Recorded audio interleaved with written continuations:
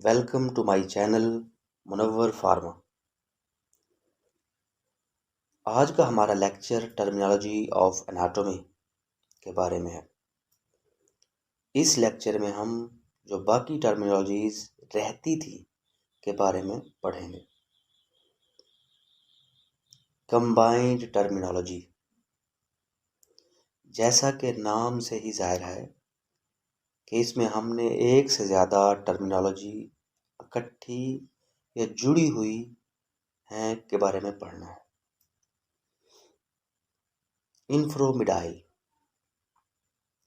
it is the part of body that present near to the medial line and towards the lower side।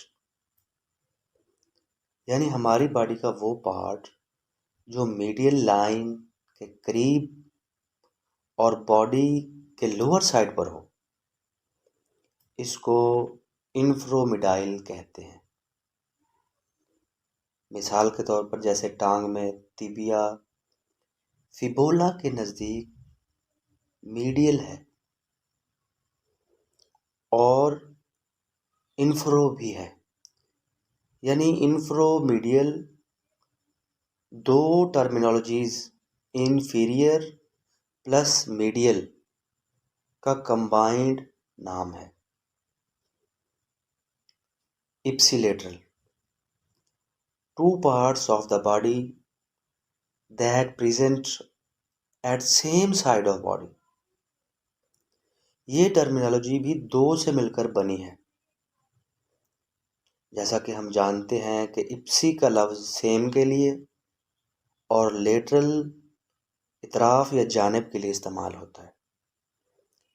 तो इससे मुराद ये हुआ कि हमारी बॉडी के वो पार्ट्स जो मीडियल लाइन के सेम साइड पर मौजूद हैं, इनको इप्सिलेटरल कहते हैं। मिसाल के तौर पर लेफ़्ट आर्म और लेफ़्ट लेग एक दूसरे के इप्सिलेटरल हैं। टर्मिनोलॉजी ऑफ एनाटॉमी का पार्ट 1 देखने के लिए ऊपर वाले लिंक पर क्लिक करें। इसके अलावा पार्ट 1 का लिंक वीडियो के एंड पर दे दूंगा, जहां से जाकर आप टर्मिनोलॉजी ऑफ एनाटॉमी का पार्ट 1 देख सकते हैं। चलिए आगे बढ़ते हैं। Contralateral, to body organs which are present opposite to each other is called contralateral। Contra का मतलब अपोजिट और लेटरल कहते हैं साइड्स को। तो यानी हमारी बॉडी के वो पार्ट्स या ऑर्गन्स जो मीडियल लाइन की अपोजिट डायरेक्शन पर मौजूद हैं, उनको इप्सिलेटरल कहते हैं।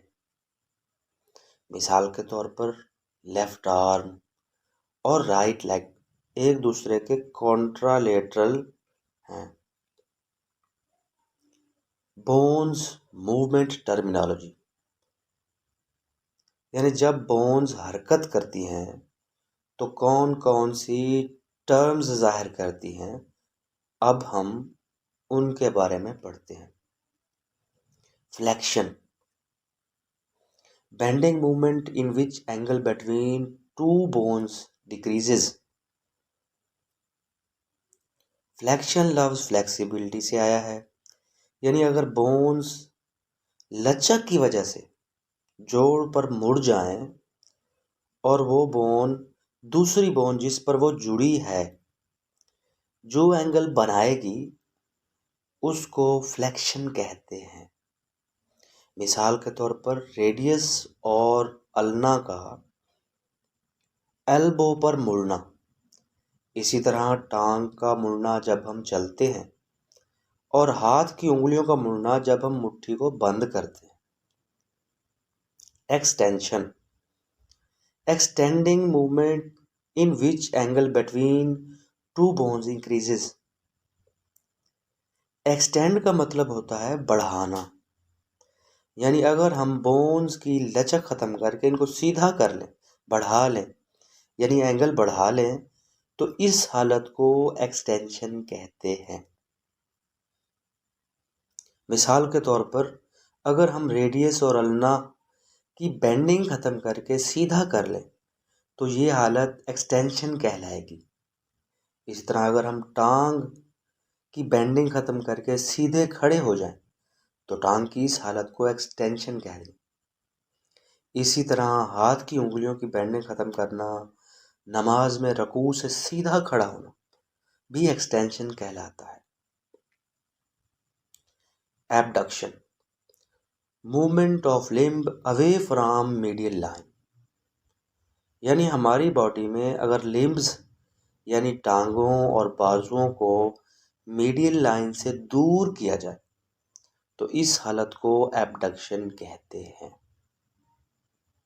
Adduction, movement of limb towards the medial line, हमारी बॉडी में अगर लिम्ब्स यानी टांगों और बाजुओं को मीडियल लाइन के नज़दीक लाया जाए तो इस हालत को एडडक्शन कहते हैं।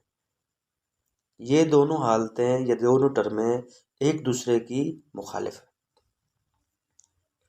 Pronation, movement of four arm in which position that palm facing downward, यानी अगर हमारे हाथ की हथेली का फेस नीचे की तरफ हो बाजू को फैलाने पर तो इस हालत को प्रोनेशन कहते हैं।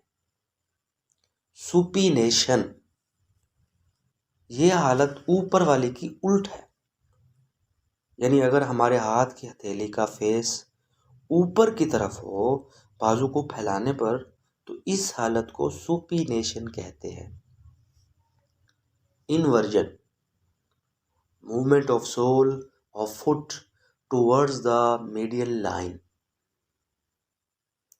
वर्जन कहते हैं मोड़ने को और इन अंदर को, यानी अगर हमारे पाँव की हड्डियों को अंदर यानी मीडियल लाइन की तरफ मोड़े तो इस हालत को इनवर्जन कहते हैं।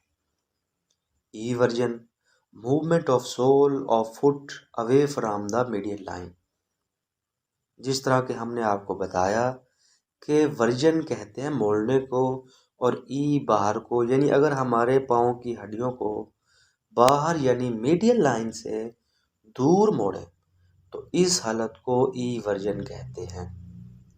और ये दोनों टर्म्स भी एक दूसरे के अपोजिट हैं। Elevation, movement of bones towards the upper side is called elevation, यानी अगर हमारे जिस्म की बोन्स ऊपर की जानिब हरकत करती हैं तो इस हालत को एलिवेशन कहते हैं। मिसाल के तौर पर मुंह के बंद होने की सूरत में नीचे वाला जबड़ा ऊपर होता है, इस हालत को एलिवेशन कहते हैं। Depression, movement of bones towards the lower side is called depression, ये टर्म ऊपर वाली की उल्ट है, यानी अगर हमारे जिस्म की बोन्स नीचे की जानिब हरकत करती हैं तो इस हालत को डिप्रेशन कहते हैं।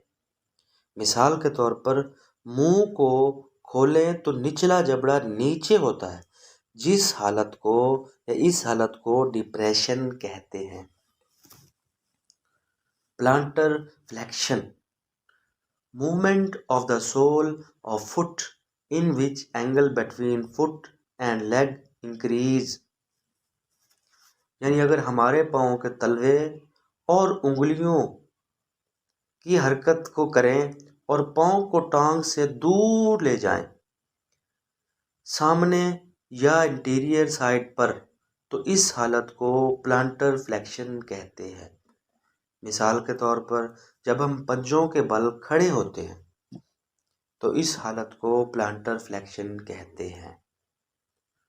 Dorsiflexion, movement of the sole of foot in which angle between foot and leg decrease, or if the distance between leg and foot is decreased is called dorsiflexion, यानी अगर हमारे पाँव के तलवों की बजाय अगर हम एड़ी पर खड़े हों तो पाँव और टांग के दरमियान एंगल कम हो जाता है और इस हालत को डॉर्सी फ्लेक्शन कहते हैं। अगर आपने अभी तक मेरा चैनल सब्सक्राइब नहीं किया तो सब्सक्राइब करें और बेल आइकन लाजमी दबाएं मेरे नए आने वाले लेक्चर्स देखने के लिए। Thanks for watching.